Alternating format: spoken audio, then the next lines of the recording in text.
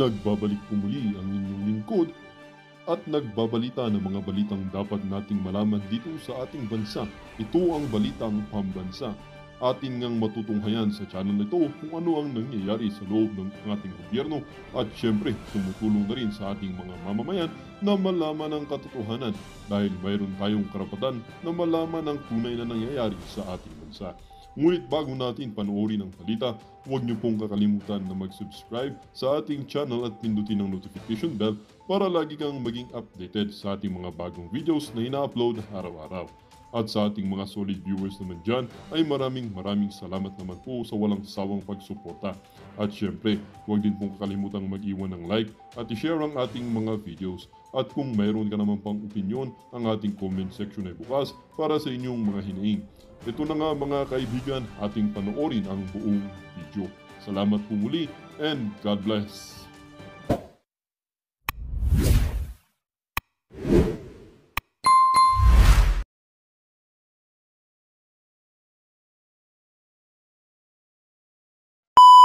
Ano naman ang sabihin ng speaker kung ang tao mismo ay hindi sang-ayon, baliwala. Lahat din kami, matatakot. Anak ka ng po. Anak ka ng po. Yan po si Joel Chua. Ibig sabihin po, yung tuwadkom, yung huwadkom, yung gunggungkom na yan, ano po daw, agree ang taong bayan. Anak ka ng po. Totoo po kaya yung sinasabi ni Joel Chua? O pakinggan po natin ulit ha. Kung agree po kayo sa sinabi ni Joel Chua, mag-comment po kayo sa comment section, yes, Chua. Anak ka ng Pero pag hindi po kayo agree, comment nyo na lang, Chihuahua, alam ko na yun. anak ka ng po. Pakinggan po natin ulit ha. Para yatang nananaginip ng gising si Joel Chua. Anak ka ng Ito po, pakinggan natin. So, wala pong pinaka po pwede magdikta sa amin except ang taong bayan. Kasi kung yung majority naman ng taong bayan, kahit ano naman ang sabihin ng speaker, kung ang tao mismo ay hindi sang-ayon, baliwala. Lahat din kami, matatakot. Dahil siyempre, kami naman, mga representative lang kami ng taong bayan. At kung titignan mo sa survey, lalong-lalo na dito sa Metro Manila, overwhelming ang support po dito sa Quadcom. Namo. anak ka ng po. Ano sabi niya? Ano sabi niya? Ano sabi niya? Lalo na dito sa Metro Manila, overwhelming ang support po dito sa Quadcom. Anak ka ng po. Ano sabi mo, Joel Chihuahua? Ano sabi mo, Joel Chihuahua? Pakitawag nga si Yorme, tawagin si Yorme. Lalo na dito sa Metro Manila, overwhelming ang support po dito sa Quadcom. Anak ka ng po. Kapag nanalo ka dyan, Joel... Sandali ako, tatawagin ko si Yorme. Tatawagin ko. Anong number ni Yorme? May telepono po ako, baka sabihin niyo wala. Ayan. Kring! Kring! Hello, Yorme! Oh! Kumusta ka na? Nasa gedli-gedli ka na naman? Oh! Opo, kumusta na? Si Reaction TVPH to. Oo, yung... Oo. Ano, kumusta? Si Chihuahua. Oo, yung nagsisigaw sa'yo. Si Chihuahua. Sabi niya, popular daw siya sa Maynila. Oo. Popular daw siya sa Maynila. Hindi, yung Tuwadcom daw, popular sa Maynila. Totoo ba yun? Oo. Ano? Huwag kong pakinggan ito, matatalo na. Matatalo na si Joel Chua. Bakit pag magsalita siya, kala mo landslide? Kala mo mananalo siya landslide? Si Joel Chua, yung sa Tuwadcom, tumatakbong congressman. Hindi yung nagtitinda ng balot. Kamukha lang niya yung nagtitinda ng balot. Si Joel Chua, yung congressman, yung mayaman na to. Siyempre, pag membro ka ng Tuwadcom, mayaman ka na, ikaw naman. Okay, matatalo na. Sigurado? Paano matatalo? 15% lang siya sa survey. Eh kung makapagsalita, akala mo, babalik pa siya ng Junto eh. Popular daw yung Tuadcom sa Maynila, totoo ba yun? Ah, ganun. Saan popular yung Tuadcom? Saan? Quezon City? Ah, okay. So, ibig mo sabihin, yung Tuadcom, popular lang dun sa bahay ni Joel Chua? Okay, Yorme, okay. Panalo ka na, talo na si si Lacuna. Lacuna, talo na yun. Yung ate mo, talo na yun. Sige, bakbakan mo ng bakbakan. Ah, hindi, good boy ka. Okay. Alright, yun po hindi si Yorme. Anak ka ng Nag-hallucinate po si paring Joel Chua. Paring Joel Chua! Kumusta na yung asong inaanak ko sa'yo? Yung Chihuahua!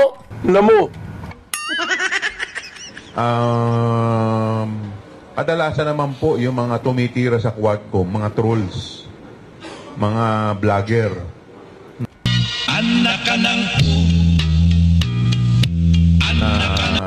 Alam naman po natin na Ito po pakikinggan po natin ang kanyang salaysay doon hanggang doon sa una. Nakakaya naman kay Joel Chua. Baka sabihin niya pinuputol-putol na rin. Okay, Joel Chua. Ito na. So, wala pong pinaka po pwedeng magdikta sa amin except ang taong bayan.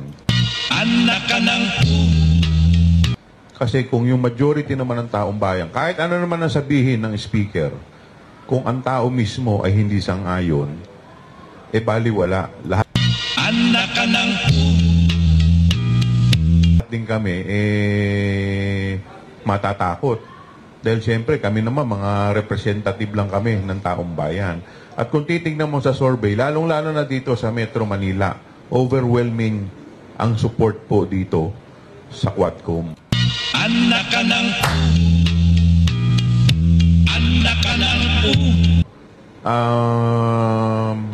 Kadalasan naman po yung mga tumitira sa Quadcom, mga trolls. anak ka ng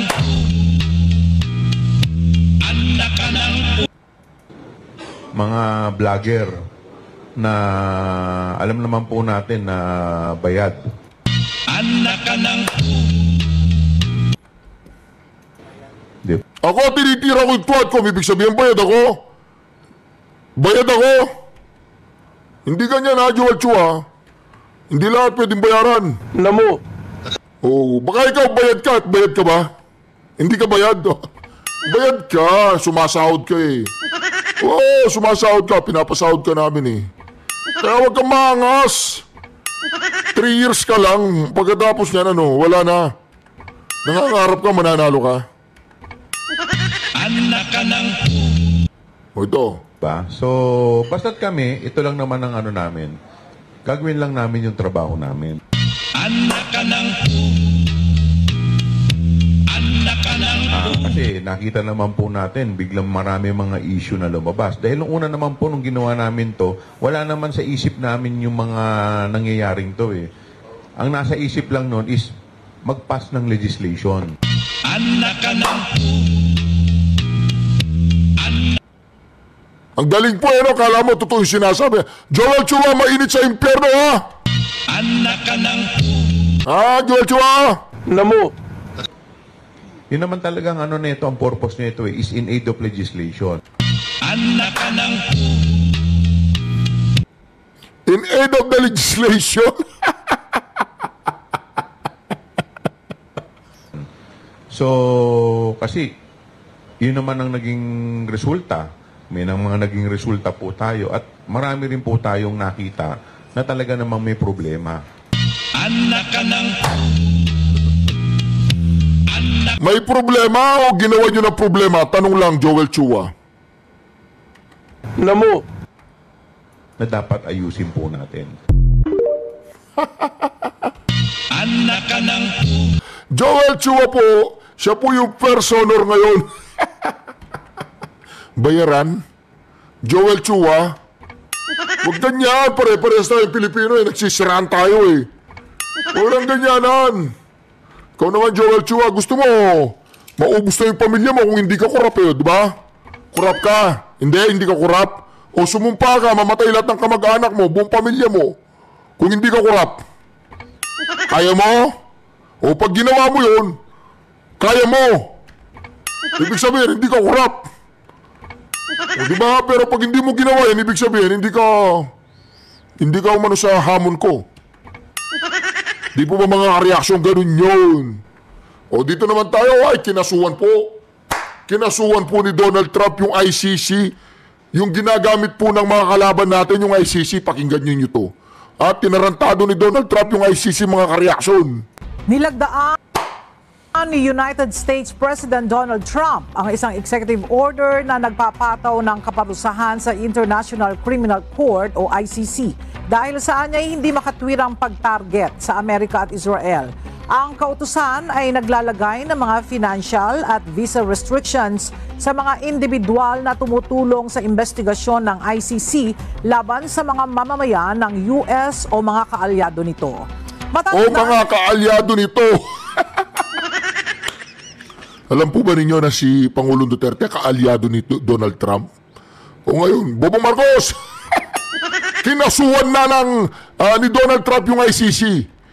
So lahat ng mga nag-iimbestiga ngayon kay President Rodrigo Roa Duterte, nakasuhan na. Siguro nag-usap sila. Hey Donald, hey Rodrigo, how are you? Hey Donald, they're trying to pin me down over here. They are using the ICC against me. What you gonna do when it comes to you? What you gonna do, Donald Trump? Don't worry. Don't worry. Not what you gonna do. Don't worry. Don't worry. Don't worry, Rodrigo. I will going to kasuhan them. Yes. Charge them everything. Everything. I will charge them. Okay, Rodrigo. I want to see you when I see you. Okay. All right. Don't worry, Rodrigo. Your daughter will become president soon. Yeah, I know the Marcoses. All right, Rodrigo. Take care of your health. Bye. All right. Ganun po nag-usap sila. Ngayon, yung mga ICC, mga reaction, nakasuhan na. Nakasuhan na lahat ng ICC. Nilagdaan ni United States President Donald Trump ang isang executive order na nagpapataw ng kaparusahan sa International Criminal Court o ICC dahil saan niya hindi makatwirang pag-target sa Amerika at Israel. Ang kautusan ay naglalagay ng mga financial at visa restrictions sa mga individual na tumutulong sa investigasyon ng ICC laban sa mga mamamayan ng US o mga kaalyado nito. Matatandaan noong November 2024, may inilabas na arrest warrant ang ICC laban kay Israeli Prime Minister Benjamin Netanyahu kaugnay ng mga di umano'y krimen sa Gaza. Anak ka ng... Kinasuhan po si Netanyahu, Prime Minister ng Israel. Pinadala siya ng warrant of arrest. Ang ginawa ni Donald Trump, kinasuhan niya yung ICC.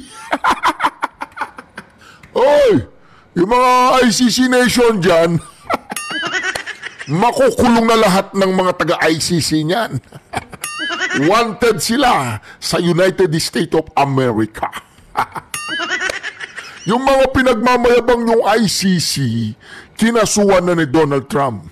At bago pa maaresto si Prime Minister Netanyahu, ay ipapa-aresto na ni Donald Trump. O ngayon, baka kasama yung mga ICC ginagamit nyo dito sa Pilipinas, yung mga maritas na ICC. Alright, pakinggan ba natin?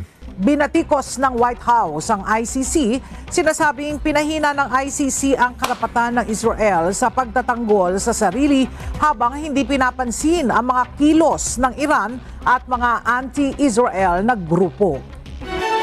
Diba? Yung mga ICC na yan na hindi nila pinapansin yung mga nasisirang buhay ng mga kabataan dahil sa pinagbabawal na droga na yan. Kapag si Pangulong Sara Duterte na nakaupo dyan sa Malacanang, kakasuhan din niya yan at pa-aresto niya. Tatawagan niya yung Interpol. Hello, Interpol. Yeah. Can you arrest all the ICC? Yes. Arrest all of them and bring them to the Philippines, alright? Alright, see you. See you when I see you.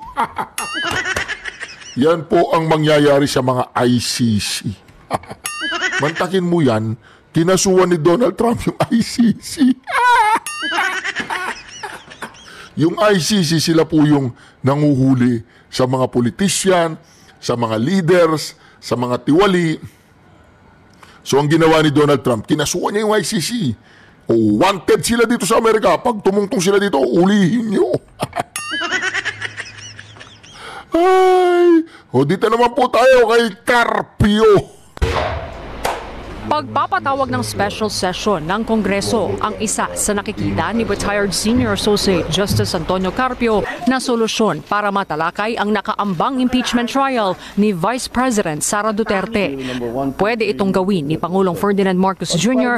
pero para talakayin ng Kamara at Senado ang 2025 national budget na kinekwestiyon ng ilang mambabatas at ilang kritiko. Ito anya ang magiging daan para makapagpulong ang Senado bilang isang impeachment court. Tingin ko pwede pag talagang if there is a will. Kahit na 20 days, kaya na yun eh. So they can now convene as a impeachment court dahil they are in session. That's one way to do it. Sa makatwid, ayon kay Carpio, kung gugustuhin, may paraan. Alam niyo, niloloko ni Carpio yung Malacanang. Niloloko po niya, yung ibig sabihin, ginogoyo niya yung Malacanang, yung House of the Representative, tsaka yung Senate. Bakit? Hindi nyo narinig, hindi nyo... Gusto pong madali ni Carpio yung mga gumawa ng GAA. Di ba may problema yung BICAM? O bukas ididimanda si Tamba sa Quezon City. Sa Regional Trial Court sa Quezon City. Di ba? Kakasuhan siya ni Topacio, tsaka ni Atty. Lambino, tsaka ni Atty. Bondok. Pakinggan po ninyong mabuti ang sinabi ni dito ni kumparing Carpio. Pakinggan nyo ha. Pagpapatawag ng special session ng Kongreso ang isa sa nakikita ni retired Senior Associate Justice Antonio Carpio na solusyon para matalakay ang nakaambang impeachment trial ni Vice President Sara Duterte. Pwede itong gawin ni Pangulong Ferdinand Marcos Jr. pero para talakayin ng Kamara at Senado ang 2025 national budget. Sabi ni Carpio, pwede namang tawagan magtawag ng special session. Yung Senado, Kongreso, talakayin yung GAA, yung 2025 national budget. Paano tatalakayin yung national budget? May problema. Ayos din si Carpio, Sabi niya, pwede kayong tumawag ng special session. Sinabi pa niya kung ano pag-uusapan sa special session, Talagang naka-specify. Yung national budget ng 2025 pag-usapan nyo. Gusto yata niya makasuhan yung Senate President, si Tamba, tsaka si Ngagba. Ayos ka rin, Carpio, Pakinggan po ninyo. Pakinggan po ninyo na mabuti. Trial ni Vice President Sara Duterte. Pwede itong gawin ni Pangulong Ferdinand Marcos Jr. pero para talakayin ng Kamara at Senado ang 2025 national budget na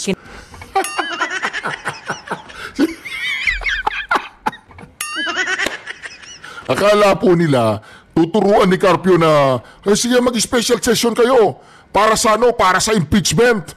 Pero para naman makapag-combine kayo ng impeachment, una, talakayin nyo muna yung yung 2025 national budget. Di ba? May malaking problema yan. O bakit ganyan na sinasabi ni Carpio? Binuburdagol kayo ni Carpio. Salute sa iyo, Associate Carpio. Lalong hindi magtatawag ng special session yan. Ang pag-uusapan pala yung national budget. Di po ba mga ka-reaction? Matatakot lalo yung tatlong yan. Si Kilay, si Tamba, si Ngagba. Sinabi ni Carpio, pwede tayong magtawag ng special session, President. Pag-usapan daw natin yung 2025 national budget. tapos pag-usapan natin yung impeachment, no? Okay? Tuloy natin. Question ng ilang mambabatas Ferdinand Marcos Jr.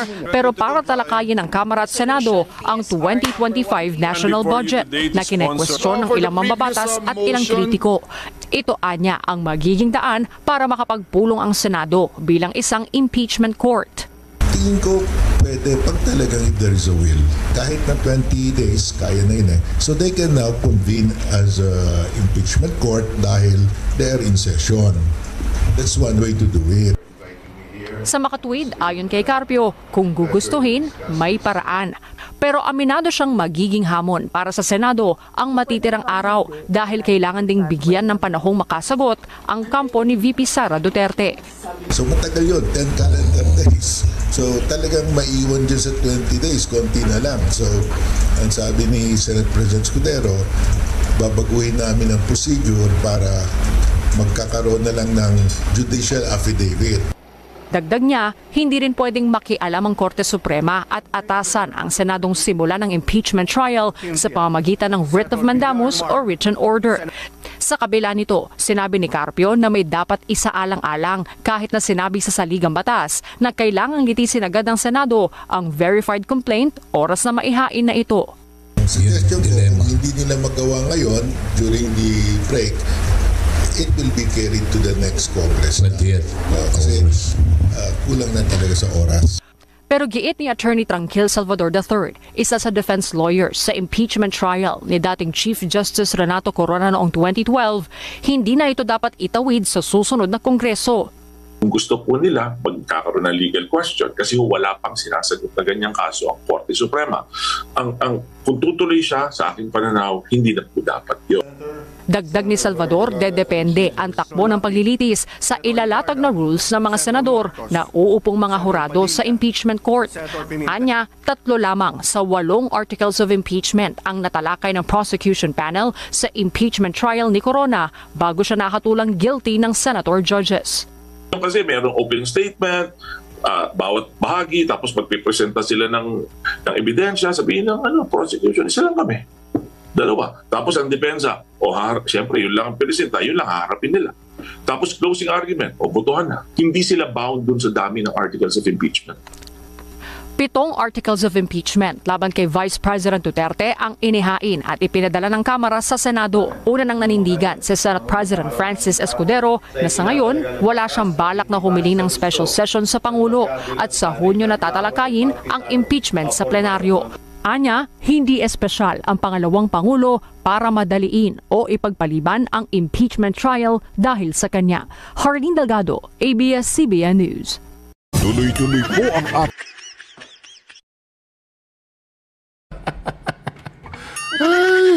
Anak ka ng...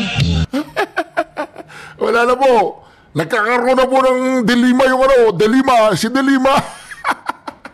Nagkakaroon na po ng tanungan, sabi ni Carpio, hindi. Alam niyo kung anong gagawin niyo, pag-usapan niyo yung magtawag kayo ng special session, yung Congress tsaka yung Senate. Tapos, ang pag-usapan niyo muna, yung budget ng 2025, kasi maraming katanungan yan. Tapos, ipasok niyo yung tinatawag na impeachment.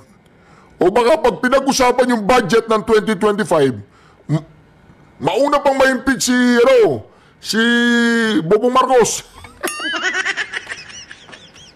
Di po ba mga kareaksyon? Ito naman, pakinggan natin to ha. Pakinggan natin to. Nagkakagulo na po mga kareaksyon ha. Hindi na nila alam kung anong gagawin nila.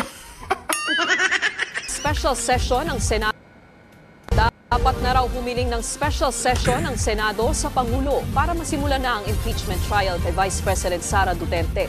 May mungkahi naman ang isang dating Supreme Court Justice kung paano yan gagawin.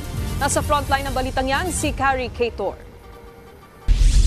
Kahit naka-break, pwedeng magsagawa ang mga senador ng special session para... Nalata po ninyo lahat po ng mga mainstream media kung anong binalita nung isa, pare-parehas ang balita nila. Totoo po yan. GMA7 ngayon to, Channel 5, parehas ang balita nila. Pagyan nyo ha.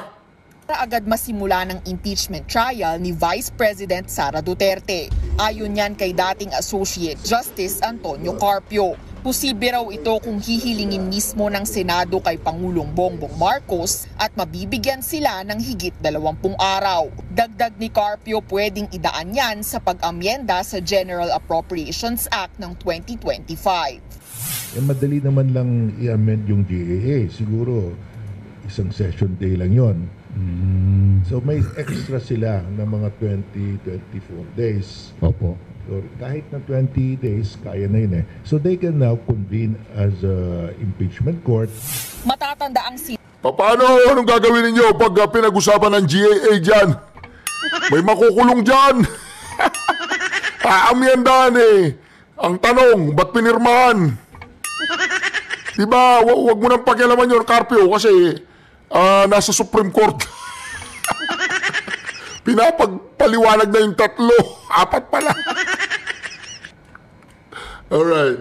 Sinabi ni Pangulong Marcos na wala siyang papel sa impeachment ni VP Sara, pero bukas daw siya sakaling kailangang magpatawag ng special session.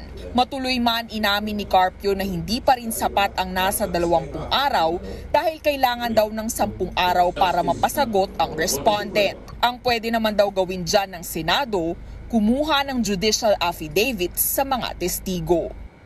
I-judicial affidavit na lang nila, lahat na witnesses. So pagtawag ng witness, cross-examination, mabilis na. So kaya yon 3 days for the prosecutors, 3 days for the respondent. Tingin ko pwede pag talagang if there is a will. Sa usapin naman ng pagpapa-inhibit sa mga kaalyado ng bise sa impeachment trial, iginiit ni Carpio na voluntary lang ang inhibition at hindi pwedeng iobliga ng Senado. Nauna nang sinabi ni Senate President Cheese Escudero na sa pagbabalik sesyon nila sa Hunyo, masisimulan ang paglilitis kay VP Sara. Kung talagang hindi raw itutulak ng Senado na magkaroon ng special session, ayon kay Carpio, pwedeng sampahan na lang muna ng kasong plunder si VP Sara, partikular sa kanyang paggasta ng 125 million pesos na confidential funds. Oras na makasuhan ang bise, pwede rin siyang madisqualify sa pwesto. And if it's a plunder case, it will be non-bailable. So, pwede yun. It's